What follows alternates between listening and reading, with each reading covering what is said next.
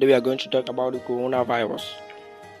So we all know the dangers of coronavirus, but we don't really know what is coronavirus. So today we are going to talk about it this way.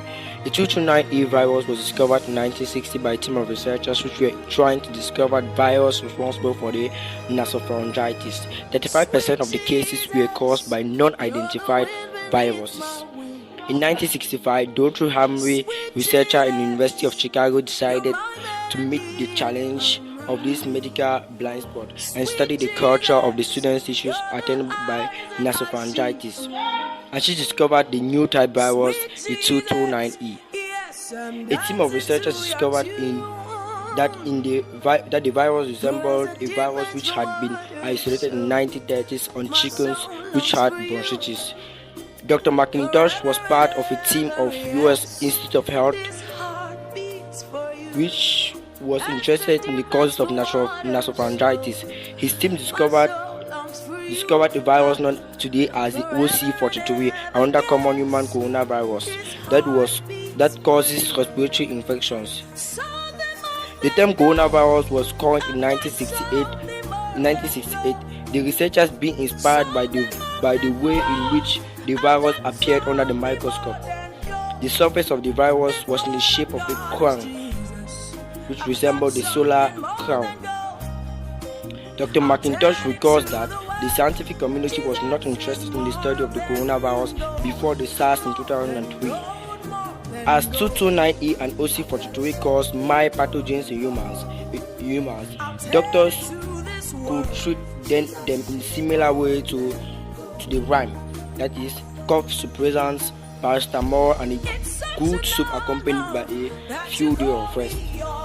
Then came the SARS epidemic of 2003, which started with the coronavirus in China and spread to 29 countries. It caused about 8,096 cases with 774 deaths. When the SARS appeared, the corona family was turned upside down and became more larger, more complex and technical. Since then, other coronaviruses which also cause nasopharyngitis have been discovered. That is the NL638 and HKU1. In 2012, almost 50 years after its discovery, the complete genome of 229E was finally sequenced and could potentially cause severe respiratory symptoms in patients with weak immunity, but just a rhyme for those with strong immunity.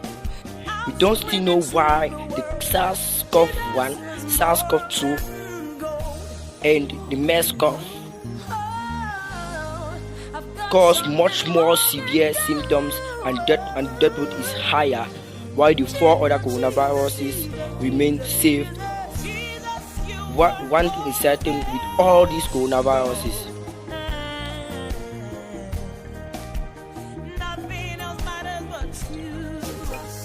One thing is certain.